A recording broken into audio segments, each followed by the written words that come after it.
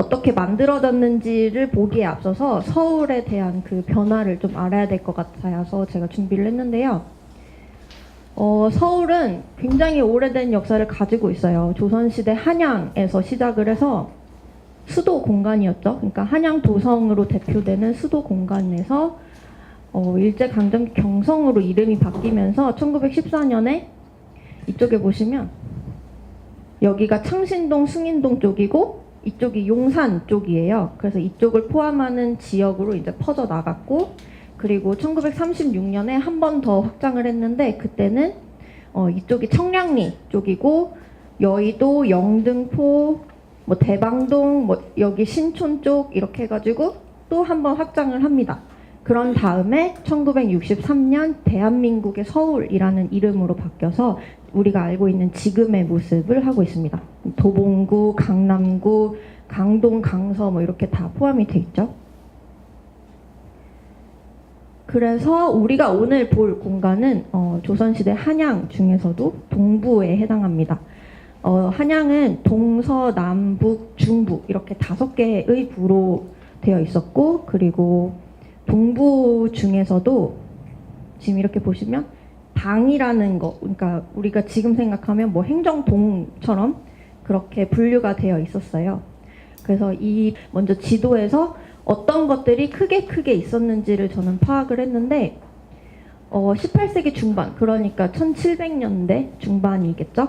그때 만들어진 한양도의 지도를 보시면 제가 표시한 게 여기가 해화문이고 여기가 성균관이에요. 그런데 이게 한 100년 정도 지나서 1861년에 수선전도라는 지도를 보시면 해화문과 성균관은 그대로 있고 하나가 추가가 돼요. 이게 바로 경모궁이라는 건데요. 네, 사진 찍으세요.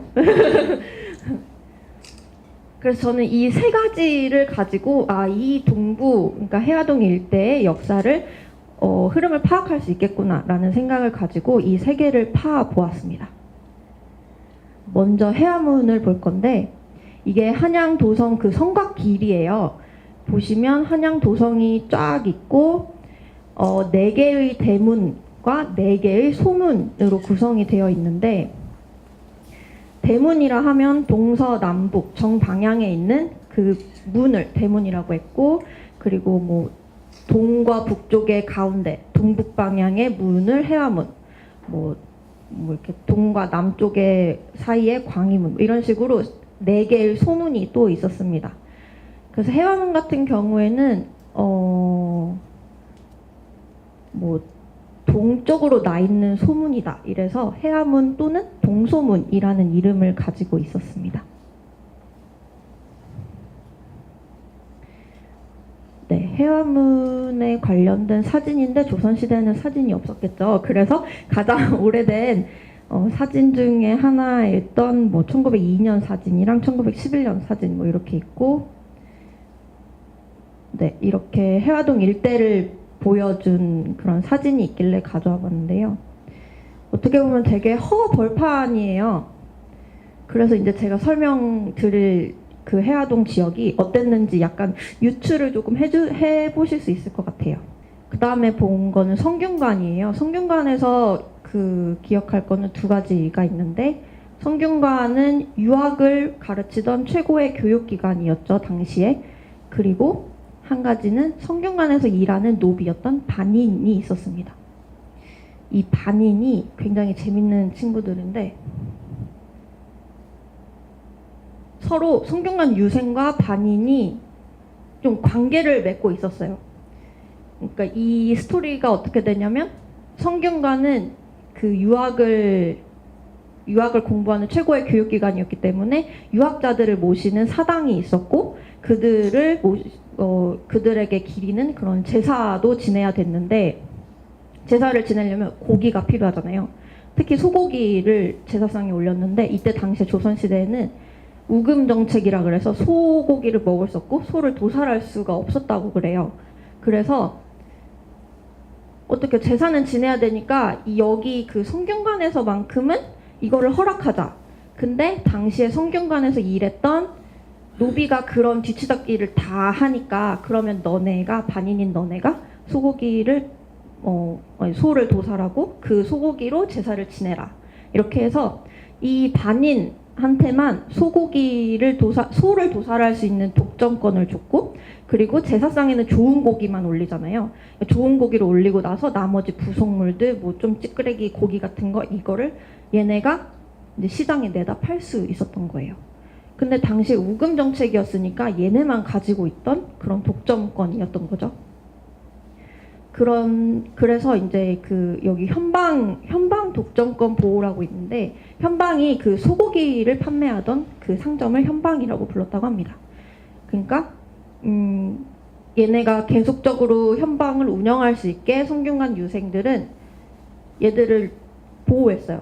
그리고 가끔가다 세금을 면제를 해줬는데, 그 이유가 임진왜란이 일어나고 나서 굉장히 뭐 경복궁도 불타고 막 나라가 쑥대밭이 됐잖아요. 근데 그 중에서 피해를 본 것 중 하나가 성균관이었대요. 왜냐면 성균관에서 가지고 있던 토지에서 일정 부분의 그 농작물을 수확을 해서 이거를 팔아야 얘네가 재정 후원, 그러니까 재정 지원이 되는 건데, 이게 막 다 불타버렸으니까 더 이상 농작물을 캐낼 수가 없는 거예요. 그런데 마침 이 반인들이 소고기를 팔고 있었잖아요. 돈을 벌잖아요. 이 돈을 일부를 성균관이 운영하는 재정비로 쓸 수 있게 했다고 합니다. 그러니까 성균관 유생들 입장에서는 얘네가 돈을 지원을 안 해주면 우리는 운영하기 힘든 거죠. 그러니까 어쩔 수 없이 뭐 그렇게 얘네한테 굉장히 많은 혜택을 주고 현방 계속 운영할 수 있게 해주고 세금도 깎아주고 뭐 그렇게 된 거예요. 그래서 반인은 성균관에서 있는 뭐 잡일들 하고 얘네 재정 후원하고 뭐 이렇게 된 거죠. 네, 그런데 나중에는 이게 점차 시간이 지나서 반인들이 가지고 있는 경제적인 혜택이 굉장히 큰 거잖아요. 이 독점권이라는 게 지금도 독점 자본하면 굉장히 엄청난 거잖아요. 그래서 여기에 사람들이 엄청 많이 몰리게 돼요. 완전 그냥 유랑하던 사람들까지, 뭐 노숙자, 지금으로 따지면 노숙자 같은 분들이 이제 여기 몰려들게 되는 거죠. 왜냐하면 반인이 계속 일을 해야 되니까 얘네는 성균관에서의 일도 해야 되고 현방 운영도 해야 되고 소 도살도 해야 되고 할 일이 굉장히 많은데, 이거를 자기네들이 이제 돈이 있으니까 사람을 돈 써서 부리는 거예요. 그러니까 이 언저리에는 그 반촌, 성균관 사람들이 사는 곳을 반촌이라고 불렀는데, 이 반촌에 굉장히 많은 사람들이 몰려옵니다. 그래서 초창기에는 반촌이 이 정도 굉장히 작았대요. 성균관 언저리에서 그 반인들이 생활하는 반촌이 형성이 되어 있었는데, 반촌이 점점 커져서 이 정도까지 됐다고 합니다.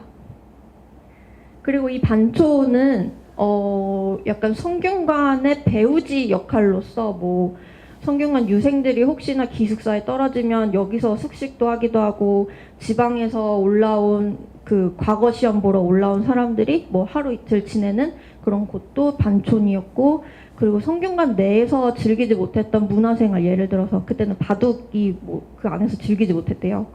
그것도 이제 반촌에 나와서 유생들이 즐기고, 그러면서 여기 사는 사람, 그러니까 반인과 반인의 일을 대신해 주던 사람들이 몰려 살면서 반촌이 굉장히 커지게 됩니다. 사실 반촌의 범위는 정확하게 나와 있는 게 사실 없어요. 근데 한 가지 정확하게 나와 있던 건 이 박석고개라는 것과 응랑교라는 거였는데, 박석고개가 지금의 그 지도를 좀 생각해 보시면, 해화문에서 이쪽이 그 해화 로터리 쪽이고, 이쪽으로 가면 대학로예요. 그리고 이쪽으로 가면 서울대병원 쪽이 나오잖아요. 여기서 꺾어지는 길 쪽이 박석고개였다라고 해요. 그래서 그 반촌의 끝자락이 박석고개였다라고 기록에 나와 있고, 그리고 이 응랑교를 포함하는 범위까지 반촌이었다라고 설명이 되어 있더라고요. 그래서 대충 이 정도의 범위이지 않을까 생각이 듭니다. 그리고 제가 마지막으로 봤던 거는 경모궁인데요. 처음에 경모궁이 뭔지 몰랐어요. 경모궁 혹시 아시는 분 있으신가요? 없죠. 이게 경모궁이 지금의 서울대병원 자리에 있었대요. 굉장히 크게 있었나 봐요. 근데 이 경모궁은 뭐냐면 정조 아버지인 사도세자의 사당인데요. 정조의 아버지인 사도세자가 굉장히 억울하게 죽었잖아요. 정조는 자기가 왕이 되고 나서 사도세자를 좀 이렇게 높이고 싶었던 거예요. 그래서 원래는 사당에 뭐 궁을 붙이는 게 아닌데 궁이라고 붙였어요. 자기가 왕이 되고 나서. 그래서 경모궁이 됐고, 그리고 정조가 봤을 때 경모궁 주변이 너무 휑한 거예요. 왜냐하면 사람을 못 살게 했으니까 당연히 휑할 수밖에 없죠. 근데 너무 휑하니까 내 아버지의 사당이 너무 주변이 휑하고 뭐 녹지도 없고 막 이러면 너무 안타까워서 뭔가 좀 위험 있게 하고 싶다 해서 경모궁 모민을 실시를 합니다. 모민이라고 하면 이게 한자 말 그대로 뽑을 모에 백성민, 그러니까 백성들을 모집한다는 건데, 이 모민을 뽑는 조건으로 모민을 뽑을 때 내가 너네들을 위해서 집을 지어줄 테니까 너네 여기 와서 2주에 살고, 그리고 경모궁에서 하는 잡일들을 너네가 해줘, 이렇게 해서 모민을 실시해서 약 한 120가구 정도가 이 근처 경모궁 근처에 살게 됐다고 해요. 이들의 관계를 서로 보면 모민은 경모궁에서 하는 잡다한 일을 다 맡아서 했어요. 아까 그 성균관 반인들처럼. 그리고 정조는 이 사람들은 다른 지역에 살던 사람들이 내가 오라고 해서 온 거잖아요. 그래서 본인의 원래 생활 터전을 버리고 이쪽에 왔으니까 뭔가 혜택을 줘야겠다라고 생각을 해서 여객 주인권이라는 걸 제공을 했다고 합니다. 이 여객 주인권은 어떤 거냐면, 이 그림을 보시면 이게 여객주인은 한마디로 중간 유통자예요. 생산자에서 여객주인을 거쳐서 소비자로 물건이 전해지는 형태인데, 이게 왜 중요하냐면 해화문이 대문의 역할을 했다고 했잖아요. 그러면 굉장히 많은 물건들이 들어와요. 그리고 그때 당시 한양은 계획도시였기 때문에 약간 여기서 농사를 한다라거나 이게 아니라 그 주변 일대에서 농사지은 농작물들을 한양으로 가지고 오는 거였기 때문에 굉장히 많은 물건들이 오고 가는 곳이었어요. 네, 그렇죠. 그래서 이제 생산자가 물건을 오고 가는 그 사람인 상인, 선상이나 배를 이용해서 하는 상인이나 시골에서 올라와서 물건 파는 상인이나 이런 상인들한테 물건을 줘서 이 상인들은 한양으로 들어오는데, 여기서의 경모궁 모민은 해화문을 통해 들어오는 물건에 대한 그러니까 해화문을 통해 들어오는 모든 물건에 대한 독점권을 가지고 있었어요. 또 여객주인 자체가 어떤 상품에 대해서 독점권을 가지고 그것을 중간 유통한다는 의미로 여객주인이라고 얘기하는데, 이 모민은 해화문을 통해서 들어오는 모든 상품에 대한 독점권을 가지고 중간 유통자로서 소비자한테 전달을 하게 되는데, 그 길목이 아까 우리가 봤던 해화문을 통해서 이 길이 아니라 이 길로 들어오는 거죠. 근데 여기가 종로잖아요. 그때 당시에 종로는 최대의 상권이었어요. 물건을 가지고 상인이 와서 중간 유통자인 그 경모궁 모민을 만나서 물건을 팔고, 이 중간 유통자인 모민은 종로로 가서 또 물건을 팔죠. 이 길을 그때 당시에는 이현대로라고 불렀는데, 이 이현은 그 지역의 이름을 딴 이현이고, 대로는 말 그대로 큰 도로. 그래서 이 이현대로 어딘가에 이현시장이라는 게 생겨요. 이 이현시장은 조선시대 3대 최대 시장 중 하나로 꼽힙니다. 그때 당시에 남대문 시장이었던 칠패시장, 그리고 종로였던 유기전, 그리고 또 하나가 이현시장이었는데, 이현시장의 위치는 사실 알려진 게 없어요. 다만 유추할 수 있는 건 어느 지도를 보니까 이쪽이 이현이라고 써 있더라고요.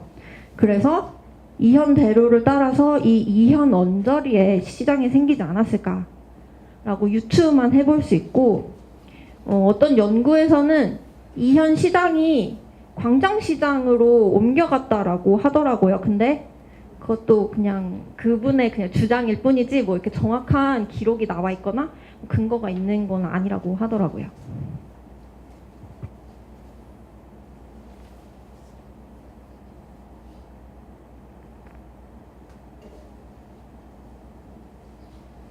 네. 그리고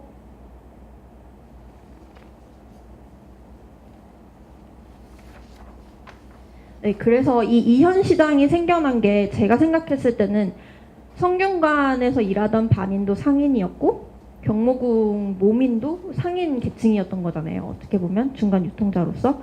그래서 물건이 오고 가는 해안문을 따라 그 대로를 따라서 그 반촌이 있고 경모궁 모민촌이 있는 게 어떻게 보면 시장을 형성할 수 있었던 계기가 아니었을까 이렇게 생각이 들었습니다. 저 같은 경우에는 그 조선시대 전공자는 사실 아니에요. 근데 이 지역을 공부를 하다, 일제강점기 공부를 하다 보니까 굉장히 많이 뭔가가 대규모로 생겨나요. 일제강점기에 이따 볼 텐데. 근데, 왜 이게 이렇게 크게 생겨날 수 있었지? 라는 생각을 하다가 그러면 조선시대에 어땠지? 이렇게 보게 된 건데, 그러니까 여기는 사람이 살고 여기도 사람이 살아요. 여기는 그럼 비어 있겠죠. 이쪽은.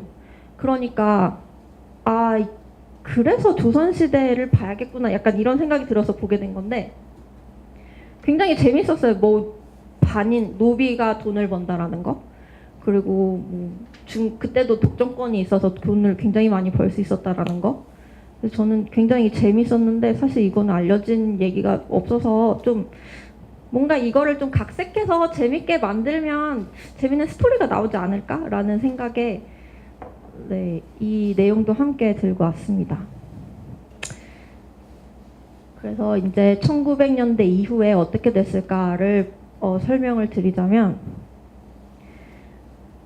1895년에 청일전쟁이 일어나고 일본이 청국과의 전쟁에서 승리를 했어요. 그러고 나서 이제 본격적으로 조선에 대한 그 간섭이 엄청 심해졌는데,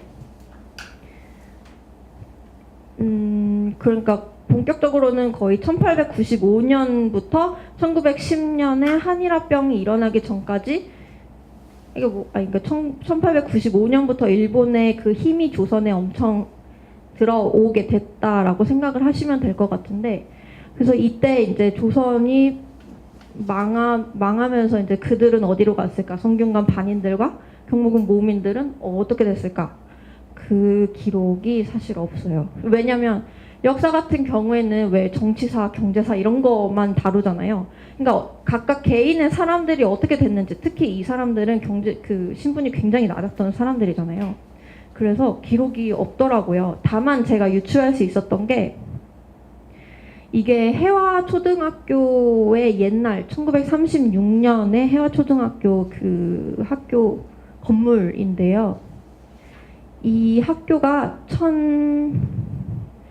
1909년에 생겼다고 해요. 이때 이름은 순교의숙. 네, 이 순교의숙이 지금의 해화초등학교 자리가 아니라 명륜 2가에 있었대요. 그러면서 이 학교가 세워지게 된 계기가 지역에 살고 있는 사람들이 자신의 자녀들은 공부를 했으면 좋겠다라는 생각에 학교를 세웠대요. 근데 이 사람들이 누구였냐면 쇠고기를 판매하는 정육상. 딱 왔죠. 쇠고기를 판매하던 그 독점권을 가진 반인들이 아니었을까. 저는 그냥 이거는 정확하진 않지만 그냥 그렇게 유추를 할 수 있지 않을까라는 생각이 들었어요. 그래서 그때 당시에 그러니까 소를 도살하면서 한 마리당 얼마씩, 그리고 설렁탕 집을 운영하면서 매달 뭐 얼마씩 해가지고 돈을 차곡차곡 그 조합원들이 모아서 학교를 세우게 됐죠. 그리고 한 가지 또 생각할 수 있었던 건 이때 이 학교를 세웠던 당시의 기사를 보면 이 사람들이 가지고 있던 생각은 나는 못 배웠지만 내 자식들만큼은 교육을 했으면 좋겠다라고 생각을 했대요. 그래서 이 학교가 계속 유지됐으면 좋겠다라고 얘기를 해요. 그 의미인즉슨 성균관 노비들이었던 반인들은 최고의 교육기관이었던 성균관 바로 옆에 살았잖아요. 이 유생들이 어떻게 공부를 해서 어떻게 성공을 했는지를 봤던 거예요. 근데 나는 신분이 이러니까 공부를 못해. 내 자식도 못해. 근데 공부를 하면 성공을 할 수 있다는 걸 봤기 때문에 내 자식만큼은 공부를 해서 뭔가 성공하는 삶을 살았으면 좋겠다. 그리고 그때 당시에는 그 가보개혁으로 신분제가 폐지가 됐잖아요. 그러니까 신분적으로는 하는 게 문제가 없어요. 나 돈도 있고 내 자식 공부시킬 돈이 있어요. 그러면 공부시키겠죠? 그래서 이 학교가 처음에 명륜 2가에 생겼다가 여러 번 이름을 바꿔요. 뭐 숭이 보통 공립학교. 예전에는 그 명륜 1가, 명륜 2가, 명륜 3가, 명륜 4가 이렇게가 숭1동, 숭2동, 숭3동, 숭4동 이렇게 있었는데 그래서 숭2동의 이름을 따서 숭이 보통 학교 뭐 이렇게 있었다고 하더라고요. 그러고 나서 이제 지금의 자리로 옮기게 된 거죠. 그때가 1936년 이 사진으로 보시는 그 모습입니다. 그리고 그러면 이제 경복궁 모민들은 어떻게 됐을까? 모민들은 찾지 못했어요. 근데 다만 이것도 유추예요. 모민들이 가지고 있던 여객주인권이라는 게 매매가 가능했대요. 그 자신의 권한을 팔 수가 있었던 거예요. 그래서 그 경기도 김포에서 여객주인권이 매매가 됐던 기록이 있었는데 그 금액이 1800년대부터 계속 금액이 뛰는 거예요. 그러니까 결국에는 그 상품 독점도 하면서 중간 마진도 챙기면서 내가 이게 싫어졌다 그러면 이 권한을 누군가에게 비싸게 팔고 나는 이제 떠나도 되는 거죠. 그러니까 경복궁 모민들도 혹시 그러지 않았을까? 그러니까 결국에는 이 사람들도 뭐 굉장히 많은 돈을 취한 건 사실이겠죠. 그렇게 유추만 할 수 있을 뿐 정확한 기록은 없어서 사실 조금 아쉽긴 합니다. 그래서 이제 일제강점기로 넘어가서 1900년대 이후를 살펴보면 1907년의 지도인데요. 뭐 달라진 거 없어요. 해암은 그대로 있고 성균관 있고 여기도 경모궁이라고 쓰여 있는 그게 그대로 남아 있습니다. 그런데 이건 이제 1936년 지도예요. 보시면 건물들이 굉장히 큰 부지를 차지하고 있어요. 그 부지를 차지하고 있던 게 굉장히 많아졌음을 알 수 있고 이게 이 지도가 그 번지수마다 이렇게 필지 쪼개진 거대로 이렇게 나눠진 건데 보시면 여기 엄청 빽빽하죠. 여기 빽빽하고 여기 빽빽하고 근데 여기가 성균관이에요. 그리고 아까 제가 보여드렸던 그 반촌의 범위와 경모궁 모민촌의 범위를 생각하시면 여기가 왜 빽빽한지 조금은 이해가 되실 거예요. 여기는 대규모 부지가 형성이 될 수 있었던 이유. 아까 제가 이쪽은 좀 비어 있었다라고 말씀을 드렸죠. 그러니까 여기는 기존에 원래 살던 사람들이 있었던 곳이 더 많은 사람들이 몰려오면서 필지가 더 쪼개진 거고 뭐 이런 데는 밭인데 뭐 이제 사람들이 들어오면서 토지 소유하고 뭐 이러니까 쪼개지고 대규모의 부지를 형성했던 뭐 학교 들어서고 병원 들어서고 뭐 이렇게 된 거죠. 그래서 여기서 이제 하나의 각각의 한 가지 해암문이 없어졌어요. 지금 있는 해암문은 위치가 그 위치가 아니고 조금 옮겨간 위치인데 다시 세운 겁니다. 그리고 마지막으로 여기 그 앵커 시설 중 하나로 본 게 경성제국대학인데요. 경성제국대학 같은 경우에는 1925년에 여기 해화동, 그러니까 동승동과 영건동에 짓겠다라고 결정이 돼서 만들어졌고 이게 원래는 그러니까 제국대학 자체의 시스템이 어떻게 되냐면 2년제의 예과를 거치고 본과로 승급을 합니다. 근데 이 제국대학은 예과는 여기 그 경성제국대학 이쪽에 있는 캠퍼스는 본과 캠퍼스였어요. 예과는 청량리 쪽에 있는데 원래 2014년까지 그 건물이 있었는데 지금은 철거해서 없다라고 합니다. 그래서 예과는 23년에 청량리에 지어지는데 그러면 본과는 왜 뒤늦게 지어졌을까? 질문을 하면 23년에 그때 당시에는 청량리가 아무것도 없었어요. 뭐 한양 그 도성 밖이었고 아무도 관심이 없던 곳에 평당 그때 당시에 기록을 보면 평당 2원의 값으로 거의 뭐 몇천 평, 몇만 평의 부지를 매입을 했는데 본캠은 더 커야 되잖아요.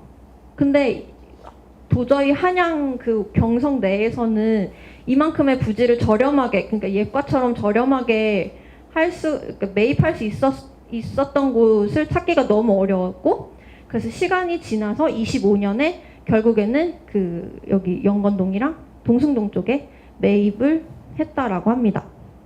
그래서 나중에 세워졌는데 이게 매입하고 나서 경성제대가 이제 생긴다라고 하면서 땅값이 거의 그때 평당 5, 6원에 샀던 땅이 20몇 원까지 올랐대요. 근데 이거는 기사에서 조금 뻥튀기를 한 것 같은데 뭐 그 정도로 땅값이 엄청 폭등했다라고 합니다. 그리고 1928년에는 해화문이 철거가 돼요. 이쪽으로 이제 그 도남동이 개발하겠다라고 그 계획을 하면서 이쪽으로 노선이 가야 됐기 때문에 해화문을 철거를 하게 됩니다. 그래서 토지 용도랑 사람들이 어떻게 변화했는가를 봤는데 지역이 개발됐다라고 말하는 그 근거 중 하나가 필지가 얼마나 쪼개졌나. 그러니까 왜냐면 굉장히 많은 사람들이 그 지역을 수요한다, 그러니까 원한다라는 뜻이고 그만큼 컸던 게 작게 쪼개지면서 많은 사람들을 수용할 수 있게 되는 거거든요. 그래서 있는 기록이 1917년이랑 27년 기록인데 그 필지 수의 변화를 보시면 뭐 어떤 데는 60% 이상이 증가했고 어떤 데는 10% 이상 이렇게 증가가 됐습니다. 그러니까 대규모였던 하나의 필지가 여러 개 쪼개지면서 여러 번지들이 생긴 거죠. 그리고 또 하나 아까 말씀드렸던 그 토지 용도가 많이 바뀌어요. 그래서 17년과 27년을 또 비교를 해보면 농경지는 줄어들고 대지는 증가하게 됩니다. 이 말인즉슨 굉장히 많은 주택지가 생겨난다라는 거죠. 그리고 이때 당시에 그 일본인들이랑 조선인들이 그 토지 경매를 했다라고 했잖아요. 근데 그 기사를 보면 조선인들은 자기가 직접 사는 용도로 살고 싶은 용도로 그 경매에 참석을 하는데 일본인들은 투자 용도로 그 경매에 참석을 했다라고 기사에 나오더라고요. 그리고 이거는 뭐냐면 왜 우리 지금도 어디 좀 나대지 같은 거 있으면 그러니까 원래 뭐 예를 들어서 개발 제한 구역 이런 거 있으면 제한 풀어주세요 우리 개발하게 뭐 이런 거 있잖아요. 그러니까 이것도 얘네들도 그 국유지로 있던 임야를 우리 이거 토지 살 수 있게 풀어주세요 이래가지고 요청을 한 기록이에요. 그 신청 건수를 보면 주로 그 경성제대 뒤쪽 그러니까 낙산이랑 동숭동 그 사이에 지금 그 여기 이렇게 비탈길 진 그쪽인데 그쪽을 개발하겠다라고 해서 이유 용도랑 몇 평 그리고 청원자 누구 어디 위치 이렇게 다 나와져 있는 기록이 있어요. 그래서 보면 뭐 주택지, 상인 거주 가옥, 학생 기숙사 그리고 뭐 일반 민을 위한 운동장, 도서관 뭐 이런 용도로 나 개발할 테니까 이거 청원 받아주세요 이런 건데 이걸 보면 굉장히 많은 사람들이 이 지역을 원했고 그리고 뭐 여기 도서관 일반 사람들을 위한 운동장이랑 도서관을 원한다라고 하는 게 어떻게 보면 좀 돈 있는 사람들, 시간 많은 사람들을 위한 그런 커뮤니티 시설이 아니었을까라는 생각이 듭니다. 그래서 이 지역에는 누가 살았을까, 어떤 사람이었을까 보면 경성제대 교수, 그리고 의원, 그 병원의 약제관, 그리고 학교 교사들도 많이 살았다라고 해요. 뭐 경성제대 교직원 있고 뭐 기자들 있는데, 이 사람들의 임금을 보니까 당시 조선 총독이 보너스 빼고 월에 666원 정도가 됐고, 조선은행 총재가 보너스 빼고 500원이었는데 경성제대 교수가 최저가 100원이었고 최고가 375원. 뭐 이렇게 임금을 보니까 주로 중상층 계열의 사람들이 이 지역에 살았다라고 하더라고요. 이거는 제가 어떻게 파악한 거냐면, 이 지역에 대한 잡지 글을 막 봤는데, 그러면 이 지역에 어떤 직업을 가진 사람들이 살았다라는 기록이 나와요. 그러면 그 사람들의 직업 임금은 얼마였을까? 보니까 꽤 돈이 수입이 짭짤했던 사람들이었다라는 걸 알 수 있었습니다. 그래서 정리를 해보자면, 조선시대에는 해화문, 성균관, 경모궁 이거를 통해서 물건이 많이 들어왔고 상인이 살았던 지역이었기 때문에 이현시장이 형성할 수 있었고, 그리고 일제강점기로 넘어와서는 굉장히 이국적인 분위기를 자아내는 독일 수도원이 있었고, 그리고 중상류층이 이용하는 병원, 그리고 학교도 굉장히 비싼 학교들이 많았고, 그러니까 총독부에서 운영하는 기관들이 굉장히 많았던 지역. 그래서 이 주변의 주택지들은 주로 중간계층 이상의 사람들이 살고 있었던 곳. 그래서 이 문화촌이라는 단어는 제가 사용한 게 아니라 그 당시 해화동 일대를 말하던 그 기사에서 신문화촌을 이루었다, 뭐 문화촌을 이루었다 이렇게 얘기를 해서 문화촌이라고 했는데, 그러니까 이 이현시장이랑 문화촌 자체가 당시 이 지역에 돈 있는 사람들이 있었기 때문에 만들어진 거고, 그래서 신흥부촌이 아니었을까, 이 신흥부촌이 이 지역을 대표하는 정체성이 아니었을까, 네, 저는 그렇게 생각을 했습니다.